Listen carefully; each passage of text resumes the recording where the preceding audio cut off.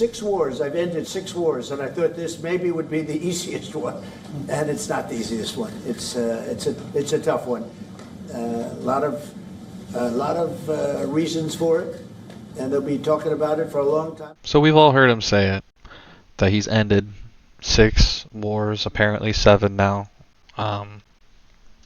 If you go by his interview this morning. So let's take a look at this in detail a little bit. Go through some of these deals.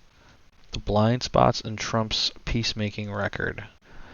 Trump kept insisting Monday, as he tried to finesse his adoption of Russia's proposed or opposition to an immediate Ukraine ceasefire, that he was more interested in final deals. Ironically, however, some of his 6 wars deals are closer to ceasefires than peace agreements that permanently end generational disputes.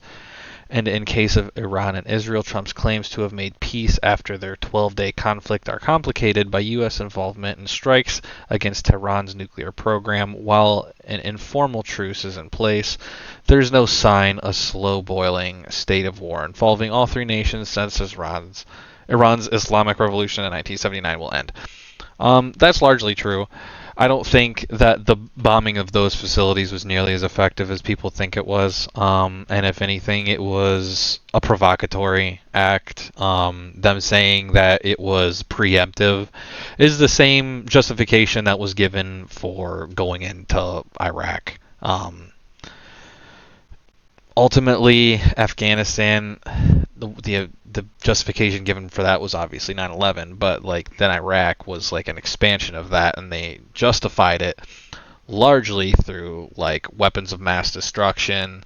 And Netanyahu was very involved with in Israel, the whole state. They were all involved, the Israeli intelligence, in directing that campaign, and it was largely manufactured so that they could invade and destabilize these countries and take their resources is the main goal. Trump is also conveniently forgetting his failed attempt to end the war between Israel and Hamas, and global outrage over reports of widespread starvation in Gaza, and the president's staunch support for Israeli Prime Minister Benjamin Netanyahu could thwart his hopes for a Nobel Peace Prize. That's a great point too here. Even if he does manage to broker peace between Ukraine and Russia, the way he's handled the conflict between Israel and Gaza is absolutely catastrophic. Saying that we should basically gentrify Gaza and turn it into Trump Gaza and have gold statues of him, and it's great waterfront property, and all the Palestinians need to just get out so that we can basically rebuild and not let them back in.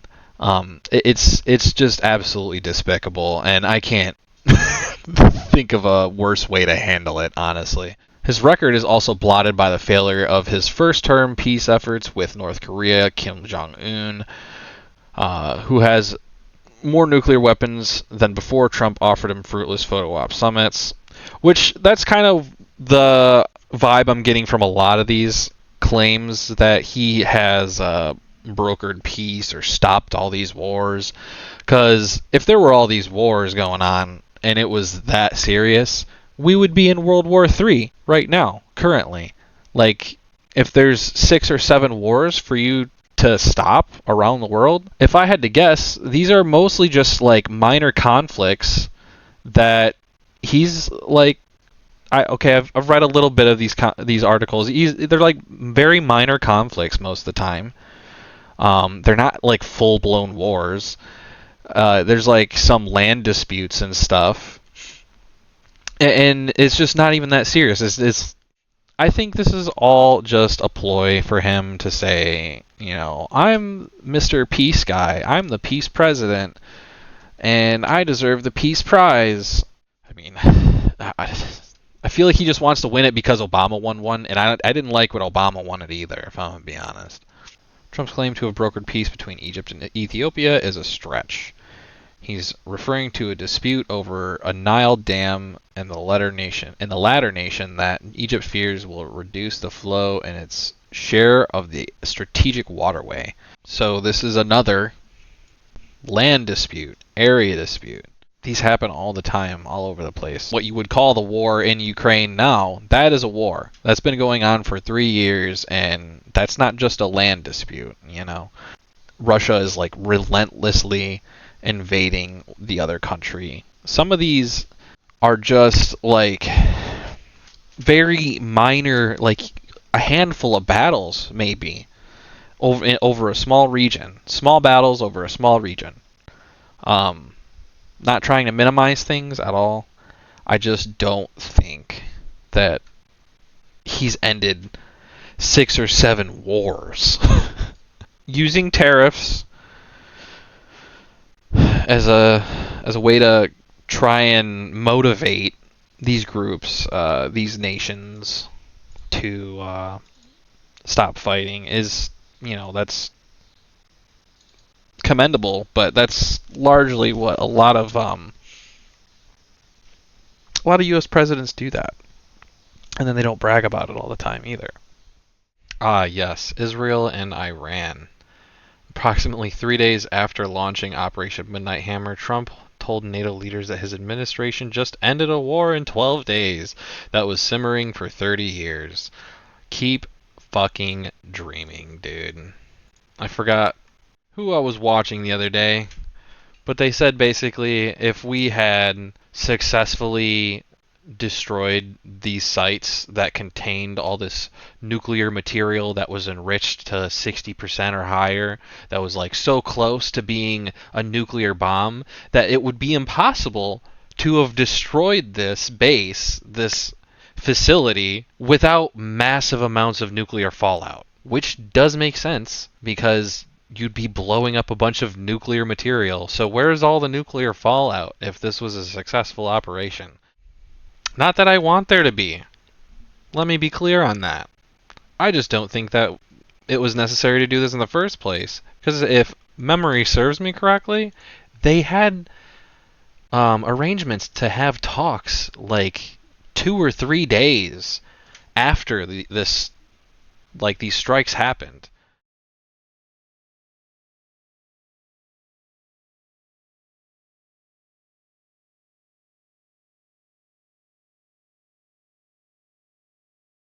Which doesn't make any sense. This is 100% something out of like Putin's playbook, where he's being aggressive with Ukraine to try and have a better negotiating position in these talks. He thinks it puts him in a better position if he just continues fighting and is constantly on the offensive. That's why he doesn't want to do a ceasefire. He thinks it puts him in a weaker position because he's already capitulated that now he's stopped fighting, and so to him that's a loss, and so he wants to keep this fighting going. It's almost like something out of that playbook where you're like, well, I'm just going to attack the person I'm negotiating with rather than going into the negotiations, because then they have to capitulate to my demands or else. Very mob boss style diplomacy. There's no way these other countries just all roll over and take this mob boss style governance. There's no way. And if they do, we're fucked. This country, this planet is going to be so fucked. These people are such ass. Especially this one. This dude's a absolute turd brain. And look at it. Look at it. This fucking... Look at his face. Look at Marco Rubio when he was running for president, and look at him now. It's like fucking Dark Rubio. Like Sith Rubio. Like he has got so much hatred in his heart now. What I like the concept. I like the concept of a ceasefire for one reason, because you'd stop killing people immediately, as opposed to in 2 weeks or 1 week or whatever it takes. But we can work a deal where we're working on a peace deal while they're fighting. They have to fight. I wish they could stop. I'd like them to stop. But strategically, that could be a disadvantage for one side or the other. But all of these deals I made without even the mention of the words ceasefire. Began on May 7th. It doesn't have a start and end date. 4 days. From the 7th to 10th of May. So this guy claims to be ending these like long running wars, but the first one I go and look at is 4 days long. That's not a war. It says right here, conflict. It was a brief armed conflict. A fragile ceasefire was achieved around midday Saturday, the 10th of May. It says with the intervention of the United States. U.S. administration grew concerned about the possibility of nuclear war. So this is just a ceasefire, though. He says that it's like a long-standing peace agreement, but this is just a ceasefire. So he's lying on every front. It's not a war, and it is a ceasefire. It's not a peace agreement. Pakistani Prime Minister Sharif stated that Trump played a pivotal role and paramount role, along with representatives of Saudi Arabia, Turkey, Qatar, the UK, UN, and China. So if all of these other nations also contributed to this truce, why aren't they all bragging about it like Trump is? Why aren't they all like complaining about the fact that they're not getting a Nobel Peace Prize? Accusations of violations on the same day, minutes after the ceasefire announcement, and then on May 12th. Alleged nuclear escalation.